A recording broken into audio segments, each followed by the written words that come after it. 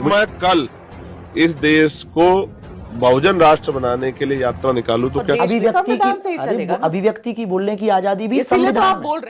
दोस्तों बहुत बहुत स्वागत करता हूं आप सभी का।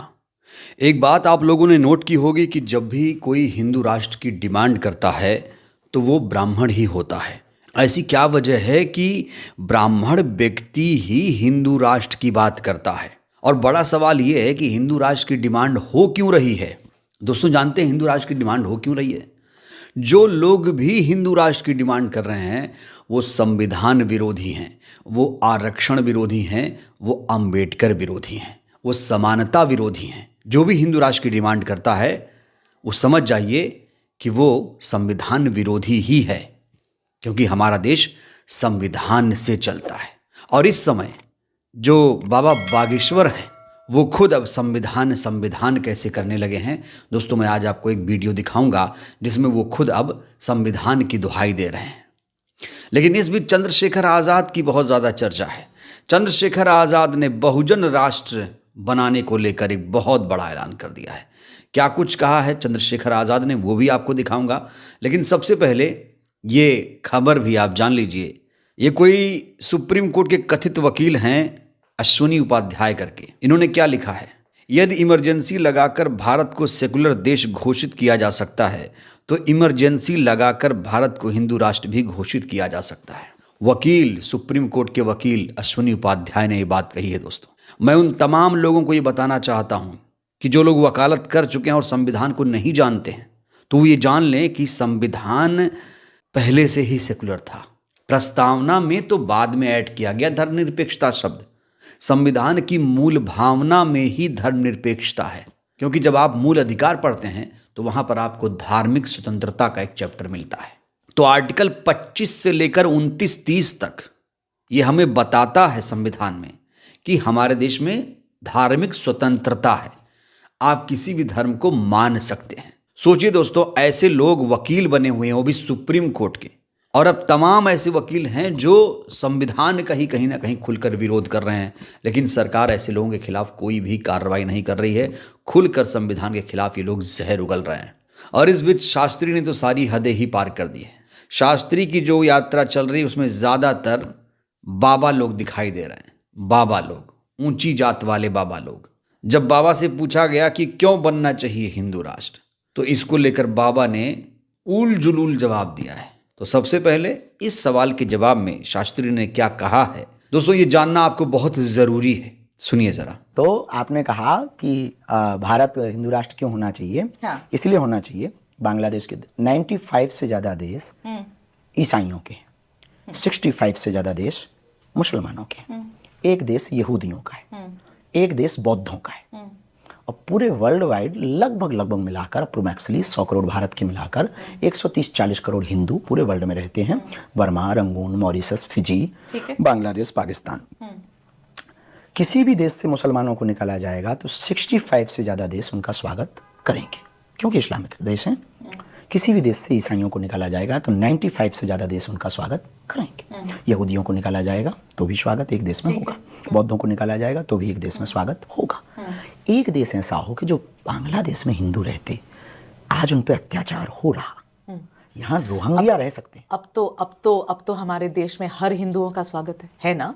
हम है कि कहना चाह रहे हैं, ये सरकार ने तो कम से कम इतना तो कर दिया है कि हिंदुओं को कहीं भी प्रताड़ित किया जाएगा तो ये देश उनको स्वागत करेगा। ये बात तो आप मानते हैं? सरकार अपनी जगह है, सरकार अपनी जगह कार्य कर रही है। हाँ, सरकार सत्ता अपनी जगह कार्य कर रही है। इसलिए क्योंकि हम सरकार के पक्ष या विपक्ष में नहीं, हम इस देश के, वर्ल्ड में रहने वाले हिंदुओं के पक्ष में। और यही तो सबसे बड़ी खूबसूरती है हिंदू होने की, कि हम ऐसा काम नहीं करते, हम हर किसी के साथ रहते हैं। इसलिए तो हम 80% से घट रहे हैं। इसलिए तो हम 9 राज्यों में अल्पसंख्यक हो गए, अब वो अर्धसंख्यक होने की कगार में, सिर्फ आप लोगों के कारण, हम लोगों के कारण, मतलब ऐसी विचारधारा वालों के कारण। हमारी विचारधारा गलत है, आपकी सही है। ये जो प्रश्न बोलने के तरीके हैं ये ठीक है, ऐसी लगती है कि आप सिर्फ सेकुलर पर जोर देते हैं। हम लोगों की आपको मजबूरी क्यों नहीं लगती? हमको क्यों नहीं दिक्कत हो रही है? इसलिए दिक्कत हो क्योंकि पश्चिम बंगाल में जो हिंदुओं की हालत बोलने एक सेकंड के लिए, आज संभल में मंदिरों का मुद्दा हुआ, बोलिए, आज संभल में जो हुआ वो खेल आपने देखा आपने संभल में क्या हुआ? देखा, सही था गलत था? मैं उस पर तो कुछ भी नहीं कह सकती हूँ। हाँ, तो आप कुछ सही और बोल ही गलत नहीं तो मैं कुछ भी नहीं कह सकती। इससे समझ आ गया आप कुछ बोल ही नहीं सकते। तो इनका तर्क है कि जब दुनिया में उथल पुथल होगी, जब एक दूसरे लोग सबको निकालने लगेंगे धार्मिक आधार पर, तो हिंदुओं को भारत शरण देगा, दुनिया निकालने लगेगी। ऐसा तो अभी हो नहीं रहा है। सऊदी अरब में हिंदू हैं, दुबई में हिंदू हैं, अमेरिका में हिंदू हैं, हर जगह हिंदू हैं, मुस्लिम कंट्रीज़ में हिंदू हैं। क्या कोई कभी किसी को निकाल रहा है? क्या वहाँ धर्म के नाम पर कभी इस तरह की नफरत फैलाई जाती है? नहीं फैलाई जाती है। तो ये जो बोल रहे हैं कि जब इनको निकाला जाएगा तो हम शरण देंगे, अरे भारत तो आज भी लोगों को शरण दे रहा है। हमारा देश तो उदारवादी देश है। और जब इनसे पूछा गया कि कैसा होना चाहिए हिंदू राष्ट्र, तो इसके जवाब में शास्त्री ने, बाबा ने क्या जवाब दिया है दोस्तों, ये आपको सुनिए। और जब सवाल का जवाब नहीं था तो ये संविधान करने लगे। और एंकर ने भी यहाँ कुछ हद तक बाबा को लताड़ने की कोशिश की है, आईना दिखाने की कोशिश की है। ये वीडियो भी देखिए दोस्तों आप। अगर हिंदू राष्ट्र भारत बन जाता है तो क्या आदर्श हिंदू राष्ट्र कैसा होना चाहिए बाबा बागेश्वर? ये हिंदू राष्ट्र आपके भारत हिसाब यदि से। बनेगा हाँ। तो हिंदू राष्ट्र में मुसलमानों को ना भगाया जाएगा ना गालियां दी जाएंगी, ईसाइयों को ना भगाया जाएगा ना गालियां दी जाएंगी। ओके। हमारी हिंदू राष्ट्र का मतलब हिंदू कोई व्यवस्था नहीं, हिंदू एक जीवन जीने की शैली है ना। वसुधैव कुटुंबकम, बिल्कुल, अहिंसा परमो धर्मः। हमारे हिंदू राष्ट्र में हिंसा को स्थान तो नहीं। देश को सेक्युलर ही रहने दीजिए ना। बात तो आप भी वही कह रहे हैं, आप भी वही कह रहे हैं। कागजों पर आप सेकुलर रखो, हम विचारों में हिंदू राष्ट्र बनाएंगे। बाबा बागेश्वर आप तो फिर अड़े रहेंगे इसी बात पर, है ना। चलिए, जब आप सेकुलर पर, आप जैसे लोग सेकुलरिज्म पर अड़े रह सकते हैं, तो हमारे जैसे व्यक्ति को, अरे बात सुनिए, तो संविधान का, और ये देश संविधान से चलता है बाबा बागेश्वर। आपको मेरे सोचने से तो नहीं, इसीलिए तो हम कह रहे हैं, इसीलिए तो कह रहे हैं संविधान ये कहता है अभिव्यक्ति की बोलने की आजादी, सरकार भी और देश भी संविधान से ही चलेगा। अभिव्यक्ति की बोलने की आजादी भी इसीलिए तो आप संविधान बोल रहे हैं, इसीलिए हम बोल, और यही संविधान है जो अभिव्यक्ति की आजादी आपको हम जैसे हर किसी को देता है, इसलिए हम बोल है ना। और एक रिलीजन की जब देश एक रिलीजन का हो जाता है ना, तो इतनी आजादी नहीं होती है बाबा बागेश्वर, ये भी याद रखिएगा। में रहने का। तो दोस्तों ये जो यात्रा चल रही हिंदू राष्ट्र को लेकर, ये कुछ भी नहीं है। पूरी तरीके से बाबा एक्सपोज हो चुका है, बुरी तरीके से एक्सपोज हो चुका है। अब ये आखिर में संविधान करने लगे।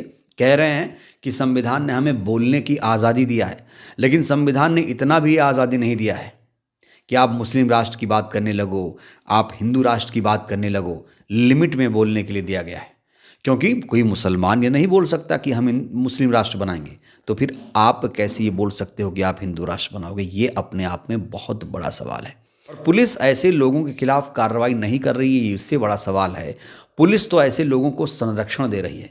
इस बीच इस पूरे मामले में, पूरे सीन में एंट्री हो चुकी है चंद्रशेखर आज़ाद की, और चंद्रशेखर आज़ाद ने यही मुद्दा उठाया है कि ये लोग हिंदू राष्ट्र के लिए यात्रा निकाल रहे हैं, इनको सिक्योरिटी मिल रही है, तो हम भी अब यात्रा निकालेंगे बहुजन राष्ट्र बनाने को लेकर, तो क्या मुझे भी ऐसी सिक्योरिटी मिलेगी?